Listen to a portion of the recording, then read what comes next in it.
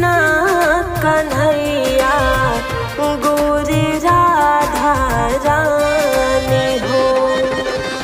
सांवरे कृष्णा कन्हैया गोरी राधा रानी हो।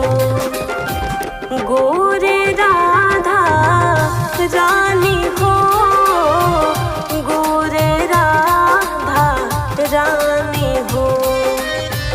गोरे राधा रानी हो, गोरे राधा रानी हो। सांवरे कृष्णा कन्हैया गोरे राधा रानी हो।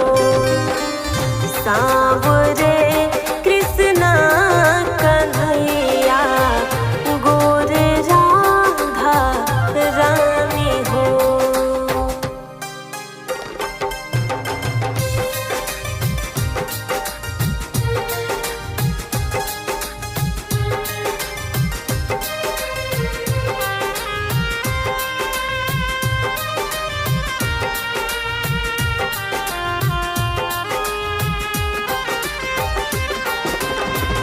सीधा साधा राधा रानी नटखट श्याम गोपाल हो। सीधा साधा राधा रानी नटखट श्याम गोपाल हो। निर्भरे मटकी को फोड़े करते छेड़ खाने हो। निर्भरे मटकी को फोड़े करते छेड़ खाने हो। सांवरे कृष्णा कन्हैया गोरे राधा रानी हो।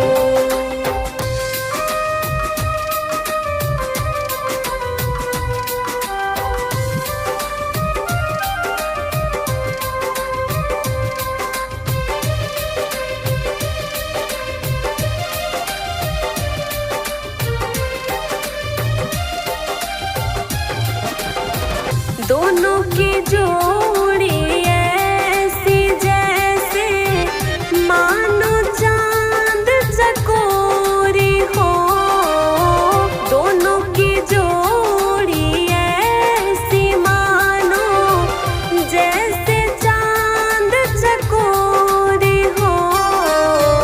लागी लगन दोनों की ऐसी बन गई प्रेम कहानी हो।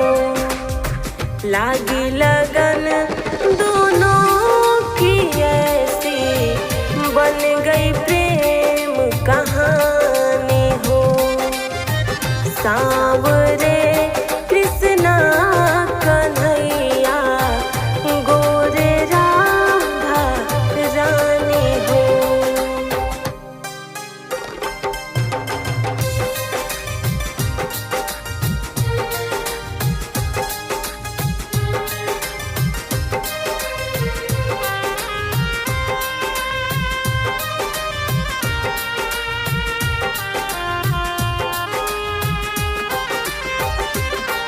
राधा राधा नाम पुकारे बांसुरी